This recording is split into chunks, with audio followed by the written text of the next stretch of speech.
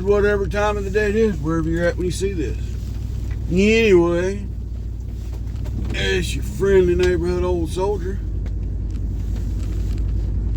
coming to you from Robeson County, North Carolina on a fairly mild morning. We did have a doozy of a weekend though. I had a concealed carry class I had to teach, and it was for each day, for the most part, the weather was below 40. First day of class, it didn't make it above 30 the entire day. And it got cold in the classroom. And the space heater was crapping out on me. So yeah, made for a miserable, well, I wouldn't say miserable, but uncomfortable event for everybody. But we've since corrected that issue, to say the least. Anyway, that's for you, Brother Kyle. Hope you're doing well, sir. Headed off to work. I'm going back to work at the college again this semester, teaching electrical motors and controls. Got the same 6 students back, which I'm very thankful for. That's what's going on with the old soldier right now. Between it, business, and family, I'm staying fairly busy. It's a good thing.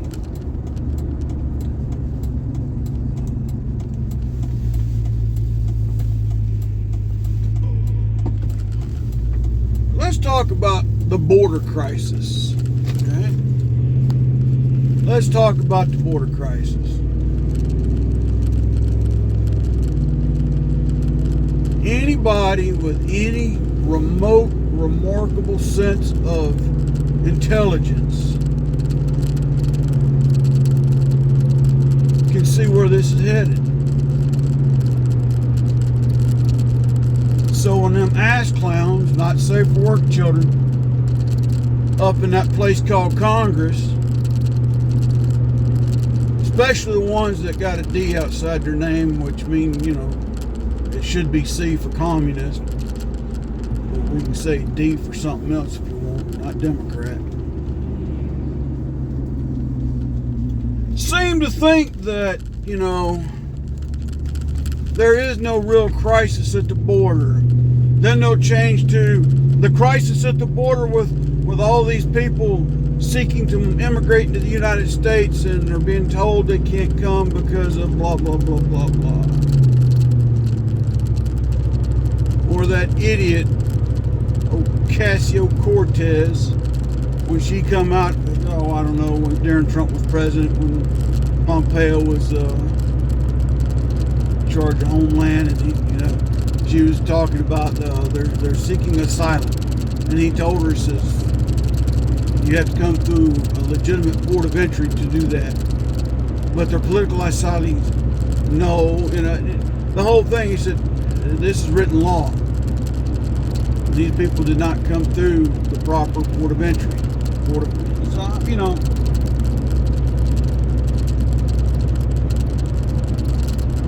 There's some of you like Governor Abbott of Texas, some of you don't. I really don't care which way you fall on the fence on that one. What I'll say though is that the government of Texas, the state of Texas, is doing the best they've got with what they have to try and stem the flow of illegal migrants, illegal immigrants, illegal aliens, not undocumented persons, not political asylees, but illegal immigrants from coming across the border in their state. They are being impeded upon their process of doing so by our worthless federal government.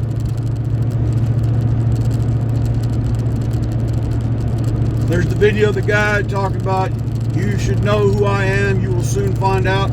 Well, there are videos coming out now stating that he is a convicted terrorist from the Middle East that has managed to get across the border. I have no confirmation one way or the other if that is the truth as to who that gentleman is. But if it is, That is a massive security breach that goes above and beyond anything else. And it really shows how screwed we're going to be when whatever signal goes out to these sleeper cells from the various, players. There's more than one group of people coming across with an agenda, folks. Okay. You go and look at some of the videos people are putting out of the number of Asian males with military haircuts in a good state of physical fitness coming across the border. Asian. That means they had to cross the Pacific freaking Ocean to get to South America before they come up through Mexico. Same thing with Middle Easterners. You see, the problem is no longer migrant flow from South America. And if you go back and look at my videos, I've been saying this for almost 5 damn years.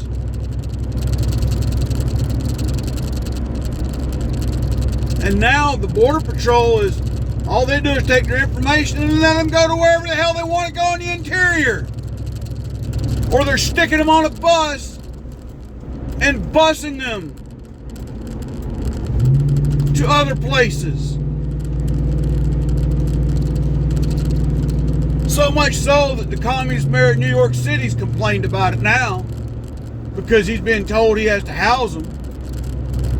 Well, buddy boy, you should have thought about that a long time ago before you ran your communist mouth off about blah, blah, blah, Joe Biden's the greatest president in the world. Just to prove your idiocy.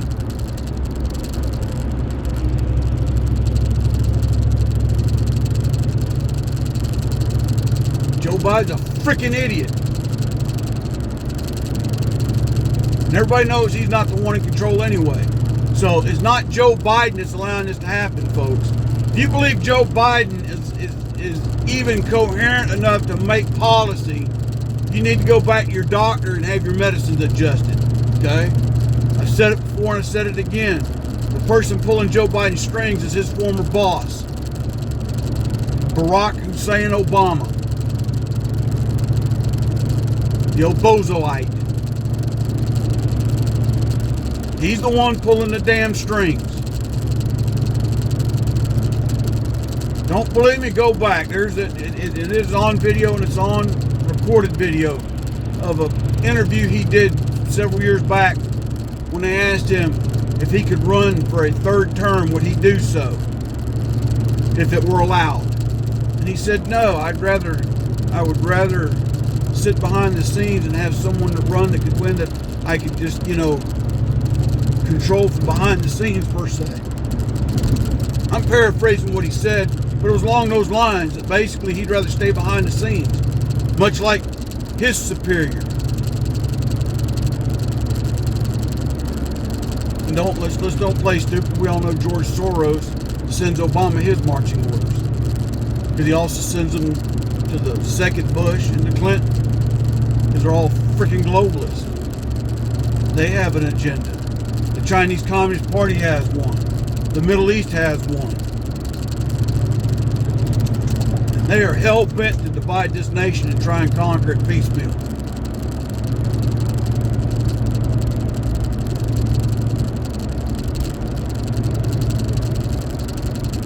My personal opinion, the election's coming up. It's going to be the catalyst that's going to set things in motion. Because I'm going to go back to that whole satellite balloon thing that crossed across the nation. One, it should have never done so.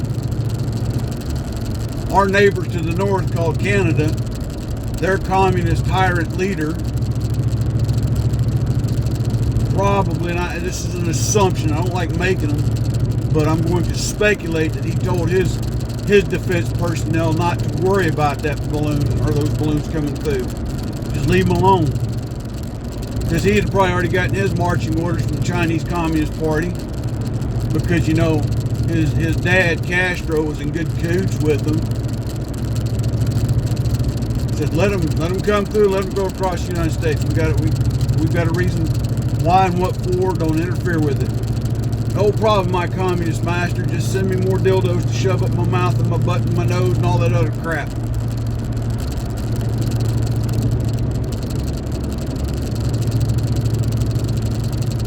Keep sending me all your communist crap. Now, man.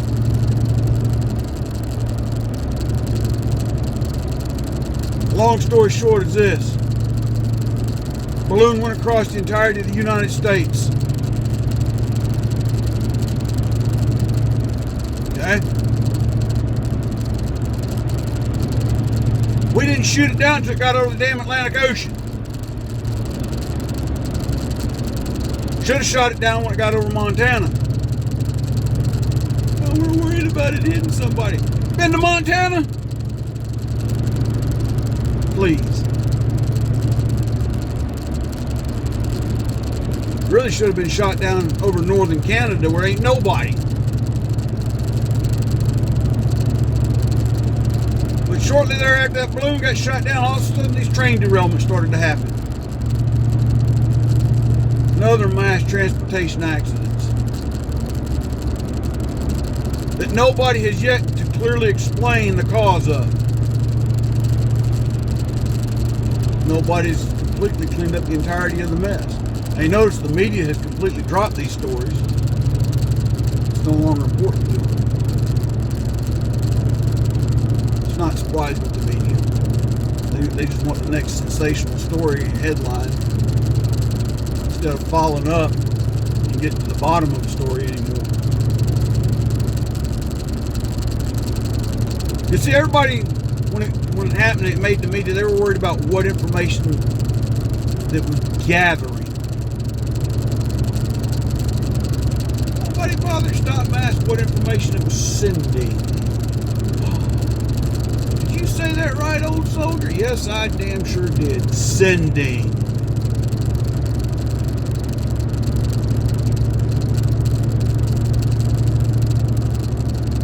My theory, YouTube, it's a theory.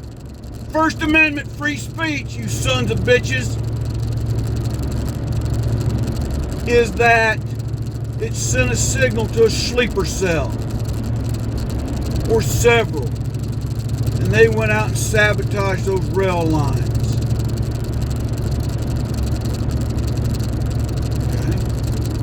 I'm a firm believer here in North Carolina when that power station got hit in Moore County, that was the case. Again, that's my theory, YouTube, you sons of bitches.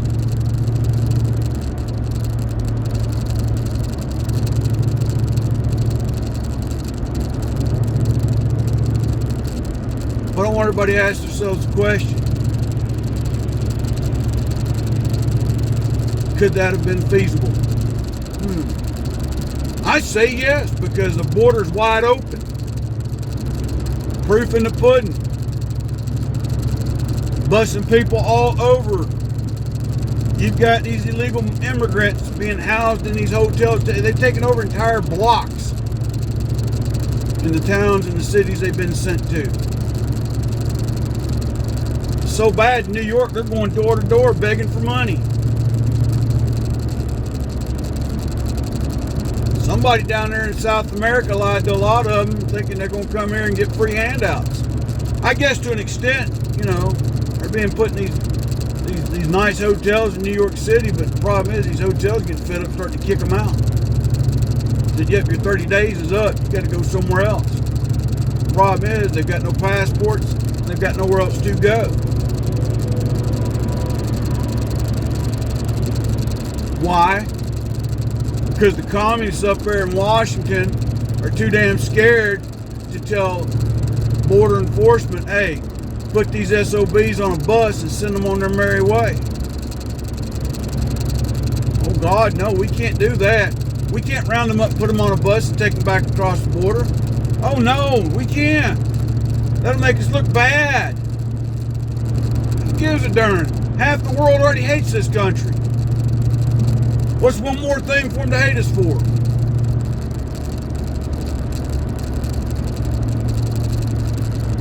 The United States cannot solve the world's problems, nor should we try anymore. We need to withdraw from NATO and the United Nations. And we need to buckle up for what's about to happen. Now, if Canadians ever get up off their butts and get rid of that communist dictator they got and reestablish a free government in their country, we might have a northern ally. And then we could pair up and go down into Mexico and help get a legitimate Mexican government elected, and then declare war on the cartels. Yeah, you heard me, declare war on the cartels. And use full military might to push them out of Mexico. Well, that's not right, old soldier. They'll just go down into South America and do what they did there for years. Well, good. Then Colombia, and Brazil, and Peru, and Argentina, and Venezuela, and Ecuador, and Chile, Ghana. All those countries can deal with them with their military.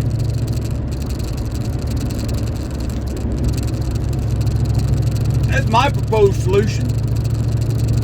And then once we do that with Mexico, then we go after their corrupt politicians. Get them arrested. And let the people put them in court and try them for the corruption. The other alternative for the United States is to annex Mexico. Dang, old soldier, you're just ready. Yeah, why not?